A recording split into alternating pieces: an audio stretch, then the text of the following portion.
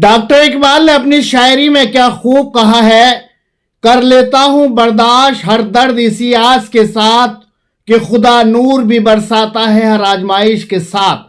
नमस्कार आदाब, मैं हूं शाहिद रजा, स्वागत करता हूं आपका इंडिया सर्च न्यूज में। हमने 1 दिसंबर 2024 को एक खबर चलाई थी ख्वाजा गरीब नवाज मोइनुद्दीन चिश्ती अजमेरी रहमतुल्लाह अलैह के लिए, और हमने कहा था जिसमें एक वाद दायर किया गया था कि यहाँ मंदिर है दरगाह के नीचे, उसका सर्वे होना चाहिए। निचली अदालत ने उसको एक्सेप्ट करते हुए 20 दिसंबर को सुनवाई का दिन रखा था और नोटिस जारी किए गए थे तमाम ख्वाजा गरीब नवाज मोइनुद्दीन चिश्ती रहमतुल्लाह अलैह दरगाह कमेटी को। अब आपको बता दें, 2 दिन पहले सुप्रीम कोर्ट ने अपना आदेश सुनाया है। जिस तरीके से वर्सफ एक्ट 1991 जो है, जिसमें कहा गया है कि 1991 यानी अयोध्या को छोड़कर किसी भी धार्मिक स्थलों को नहीं छेड़ा जाएगा, जो जैसे हैं उसी अंदाज में रहेंगे। लेकिन जिस तरीके से 2 महीने से लगातार आपने देखा है कि वहाँ मंदिर है, वहाँ ये चीज़ निकल के आई है, वहाँ ये चीज़ निकल कर आई है, लेकिन यहाँ सुप्रीम कोर्ट ने इस पर रोक लगा दी है। किसी भी अदालत में इस तरीके से मंदिर मस्जिद की कोई भी पटिशन दायर नहीं की जाएगी और ना ही सुनी जाएगी। वहीं 8 हफ्तों का समय दिया है आगे की सुनवाई के लिए। तो हमने कहा था उस खबर में कि ये एक अल्लाह के वली का मज़ार है और अल्लाह के वली से सीधा सीधा टकराने की कोशिश की जा रही है। अगर वो सही है, सच्चे हैं, अच्छे हैं, तो वो अपनी मदद खुद करेंगे। इसी तरीके का अब यहाँ देखने को मिला है। हमने उसमें ये भी कहा गया था कि सर्वे से पहले ही ऐसा फैसला आ जाएगा कि सर्वे ही नहीं होगा, तो वो फैसला आ गया है। सुप्रीम कोर्ट ने पूरी तरीके से रोक लगा दी है। टेम्परेरीली सही, यानी कि कुछ समय के लिए ही सही, संविधान की गरिमा को, जो संविधान चाहता है देश की सुप्रीम कोर्ट से, उसको रखा है। और मैं इसलिए नहीं कह रहा कि ये फैसला शायद हमारे पक्ष में नज़र आ रहा है, इसलिए ये बात नहीं कह रहा हूँ। हमारे पक्ष में ये इसलिए नज़र आ रहा है कि गैरकानूनी तरीके से हर मस्जिद को, हज़ारों मस्जिदों को मंदिर बताने की कोशिश हो रही थी, तो इसलिए थोड़ा बहुत हमारे पक्ष में नज़र आ रहा है। लेकिन कोर्ट ने जो रीज़न दिया है इसका, वो ये दिया है कि जब एक किसी इशू के बारे में आप स्वयं ही चैलेंज कर रहे हो कि ये इशू जो है इस पर सुप्रीम कोर्ट डिसाइड करे, तो निचली अदालतें उस इशू पे कैसे डिसीजन कोई दे सकती हैं। तो इस वजह से जब तक सुप्रीम कोर्ट में ये डिसीजन नहीं होता, हमें नीचे के सारे काम, सर्वे का काम, जो इंटरिम ऑर्डर्स भी पास नहीं करेगा कोई, और नया कोई केस भी डाल नहीं पाएगा जब तक ये फैसला नहीं हो जाता। ये नई पटिशन भी दायर नहीं करेगा, और जो निचली अदालत हैं वो भी ऐसे मामलों को अपने यहाँ पर एक्सेप्ट नहीं करेंगे। यानी हाई कोर्ट जो और नीचे जो जिला सत्र न्यायालय, उसमें किसी भी इस तरीके के मामले को जगह नहीं दी जाएगी।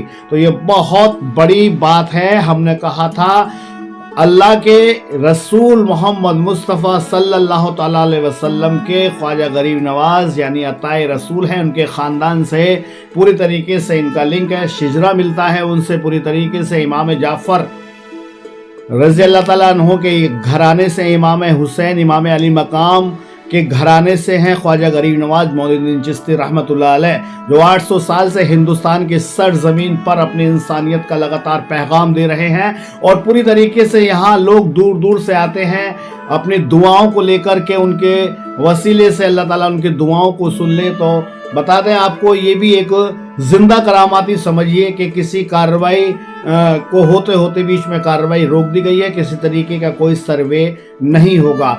वहीं मेरा सभी लोगों से यही कहना है, पिछली खबर में भी मैंने यही कहा था कि लोगों से यही गुहार है कि वो अपने देश की शांति अखंडता बनाए रखें, देश को मजबूत करने के लिए अफवाहों पर ध्यान न दें।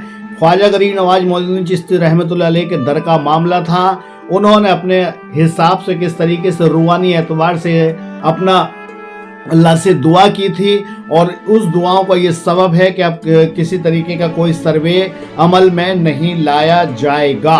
तो ये बड़ी बात है ख्वाजा गरीब नवाज मोइनुद्दीन चिश्ती रहमतुल्लाह अलैह के दरबार से। और दूसरी बात आपको बता दें, आपके दरबार के अलावा कोई भी मस्जिद, मंदिर या मज़ार या कोई भी धार्मिक स्थल हो, किसी की भी कोई पटिशन इस तरीके की किसी भी अदालत में दाखिल नहीं की जाएगी। तो उन मुसलमानों से मेरा कहना है जो ख्वाजा गरीब नवाज मौदूदी चिश्ती रहमतुल्लाह अलैह से अपनी निस्बत रखते हैं और वली अल्लाहों से अपने ताल्लुक़ रखते हैं, आपको कुछ भी करने की ज़रूरत नहीं है। जो रोशन ज़मीर होते हैं वो अपने रास्ते खुद बना लेते हैं, खुद अपने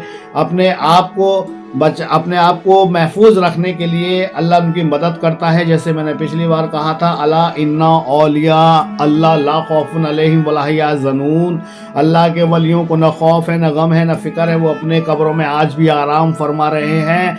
अल्लाह उनके लिए रोज़ी भेजता है ए लोगों जिसका तुम्हें शऊर नहीं है, यानी कि हर एक चीज़ उनकी कब्रों में अल्लाह ताला फराहम करता है और जिस तरीके से उनकी मदद करता है। अल्लाह कहता है कि मेरे दोस्त होते हैं, जो उनसे लड़ते हैं, उनसे मेरी सीधी जंग है, मैं उनका हाथ बन जाता हूँ, मैं उन ज़र्रे ज़र्रे में मैं मौजूद होता हूँ। तो बताइए जो अल्लाह के दोस्त होते हैं उनसे कौन टकरा सकता है।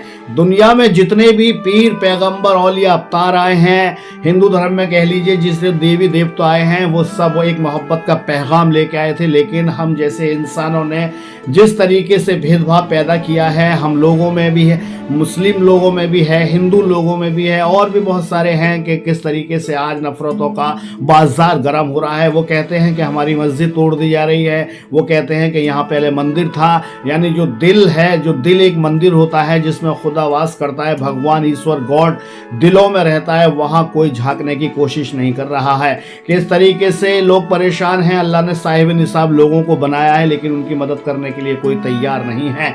फिजूल में मंदिर मस्जिद के लिए लड़ा जा रहा है, और मंदिर मस्जिद खुदा का घर है, ईश्वर का घर है, और खुदा वो है, भगवान वो है, ईश्वर वो है जिन्होंने सबको दुनिया में पैदा किया है और उनके लिए रोजी रोटियां बनाई हैं, हर एक चीज़, हर एक फैसिलिटी दिए हैं। फवे याला रब्बिकुमा तुकज़्ज़िबान, तुम मेरे कौन कौन से रहमतों को जुटलाओगे, तुम मेरे कौन कौन से करम को जुटलाओगे, अल्लाह खूब अपने कलाम पाक पे कह रहा है। इसी तरीके से हिंदू धर्म में जो गीता है, जो पुराण है, उसमें भी सब कुछ ऐसा ही लिखा हुआ है। जो बाइबिल है, जो बताते हैं आपको ग्रंथ हैं सिखों के, सब में इंसानियत का पैगाम है। लेकिन हम लोगों ने इंसानियत को दरकिनार करते हुए जिस तरीके से आज हम उस नौहियत पे आ गए हैं कि एक दूसरे को मरने के लिए तैयार हो गए हैं, ये एक इंसानियत के लिए एक बहुत बुरा दौर चल रहा है।